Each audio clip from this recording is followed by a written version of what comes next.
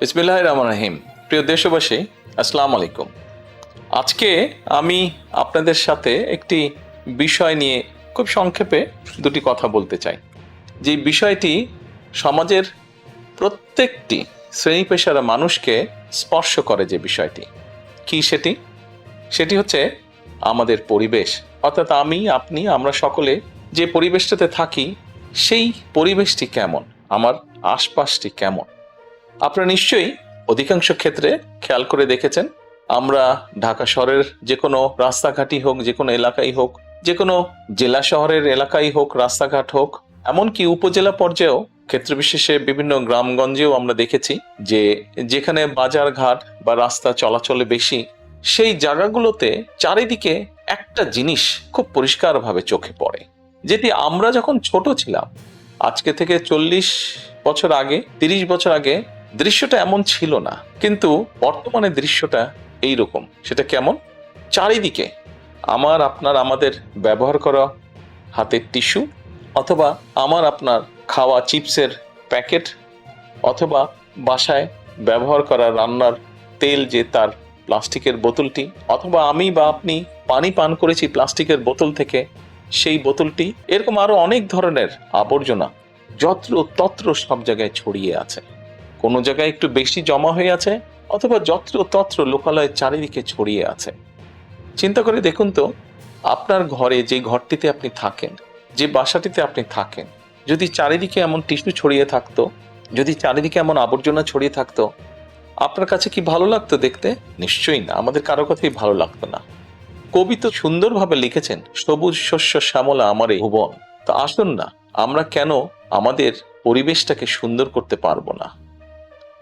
বাংলাদেশের অধিকাংশ মানুষই পায়ে হেঁটে চলে, অথবা রিকশায় যায়, অথবা বাসে চলাচল করে। এই মানুষগুলো যখন রাস্তা পার হয়, বিভিন্ন জায়গায় যখন আবর্জনা জমে থাকে, ময়লা থাকে, এই মানুষগুলোর কিন্তু অনেক কষ্ট হয়, বিভিন্ন জায়গায় অনেক দুর্গন্ধ হয় আবর্জনা জমে থাকে। তবে আমরা যদি সকলে মিলে একটু সচেতন হই, আমরা যদি নিজেরা সচেতন হই, যত্রতত্র যদি আমাদের ব্যবহারকৃত আবর্জনাগুলো যদি যত্রতত্র আমরা না ফেলে দিই, আমরা যদি একটি নির্দিষ্ট জায়গায় এই আবর্জনাকে জমা করি এবং নির্দিষ্ট উপায়ে যদি এটাকে পরে ধ্বংস করি, তাহলে যেমন আমাদের পরিবেশটি ভালো থাকবে, ঠিক একইভাবে আমরা আমাদের পরিবেশটাকে সুন্দরভাবে রাখতে পারবো। দেখুন, অনেক জায়গায় আমি দেখেছি, গত কয়েক মাসে যখন আমি দেশের বিভিন্ন জায়গায় গিয়েছি, হয়তো কোনো একটি পুকুরের পাশ দিয়ে যাচ্ছি, দেখেছি পুকুরের ভিতরে বিভিন্ন রকম ময়লা স্তূপ হয়ে পড়ে আছে, অথবা পুকুর পাড়ে বিভিন্ন ময়লা স্তূপ হয়ে পড়ে আছে। অথচ একসময় কিন্তু এই পুকুর পাড়েই মানুষ বিকেলে বসতো, গল্প করত পরিবার পরিজন নিয়ে, কিন্তু এখন আবর্জনার জন্য সেটি সম্ভব হয় না। ঢাকা শহরেও বিভিন্ন পার্ক আছে, বিভিন্ন জেলা শহরেও বিভিন্ন পার্ক আছে। আমরা পার্কগুলোতে যাচ্ছি বিকেল বেলায় পরিবার পরিজনকে সাথে নিয়ে, কিন্তু গিয়ে যখন আমরা চিনেবাদাম খাচ্ছি, অথবা চিপস খাচ্ছি, অথবা বাচ্চারা লজেন্স খাচ্ছে, খেয়েই আমরা জিনিসটা সেখানে ফেলে দিচ্ছি। আমরা যখন যাই তখন হয়তো যারা পরিচ্ছন্ন কর্মী তারা হয়তো পরিষ্কার করে রাখছে, কিন্তু আমরা যখন বেরিয়ে আসছি তখন আর সেটি আগের মতন পরিষ্কার থাকছে না। কিন্তু যদি যে পরিষ্কার থাকতো, আপনি যদি পরিষ্কার করে রেখে আসেন, আপনার পরবর্তীতে যে যাবে সেও সেই পরিচ্ছন্নতা, সুন্দর পরিবেশটি উপভোগ করতে পারবে। কাজে আসুন না, আমরা যদি আজকে থেকে প্রত্যেকে সচেতন হই, আমাদের হাতের আবর্জনা বা ব্যবহারকৃত আবর্জনা যদি নির্দিষ্ট জায়গায় সুন্দরভাবে আমরা গুছিয়ে ফেলি, তাহলে ধীরে ধীরে হয়তো আমরা আমাদের এই বাংলাদেশটাকে আবর্জনা মুক্ত করতে পারবো, সুন্দর একটি পরিবেশ গড়ে তুলতে পারবো। দেশটা তো আমাদের সকলের।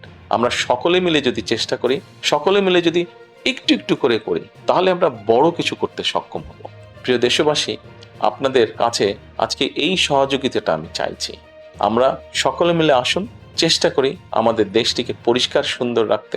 আমরা সকলে মিলে চেষ্টা করি আমাদের পরিবেশটিকে সুন্দর পরিষ্কার রাখতে, যা নিশ্চিত করবে আমাদের আগামী দিনের বংশধরদের জন্য একটি সুস্থ দেশ, সুস্থ পরিবেশ। সকলকে আন্তরিক ধন্যবাদ। আসসালামু আলাইকুম।